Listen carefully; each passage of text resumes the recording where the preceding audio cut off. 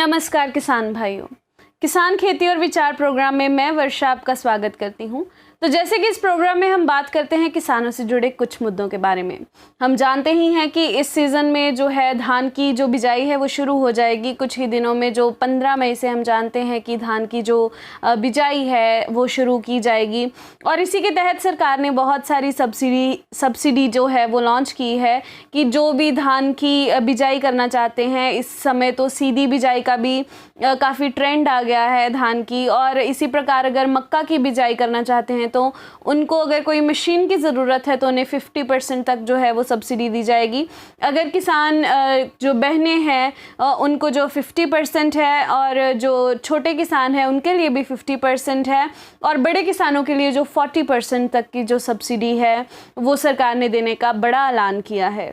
तो अगली बात करते हैं तो झारखंड के जो किसानों के लिए खुशखबरी की बात यह है कि अगर वो बैम्बू की खेती करते हैं, अगर बांस की खेती वो करना चाहते हैं तो उनको जो है इस पे जो इसकी खेती करने पे जो सरकार है वो 50% तक का जो मुनाफा है वो देगी। इसमें जो कंट्रीब्यूशन है वो सरकार करेगी। तो ये सरकार ने एक बड़ा ऐलान इसलिए किया है ताकि जो किसानों की कुछ हद तक मदद की जा सके और जो किसानों की आर्थिक स्थिति है उसे भी जो है इम्प्रूव कर दिया जा सके।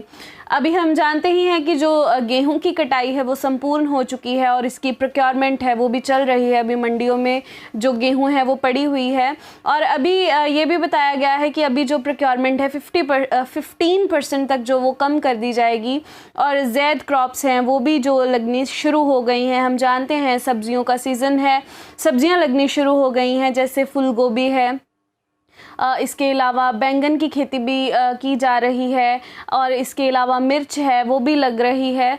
तो इसी तरह से और भी काफ़ी सारी सब्जियां जो हैं वो भी लगाई जा रही हैं।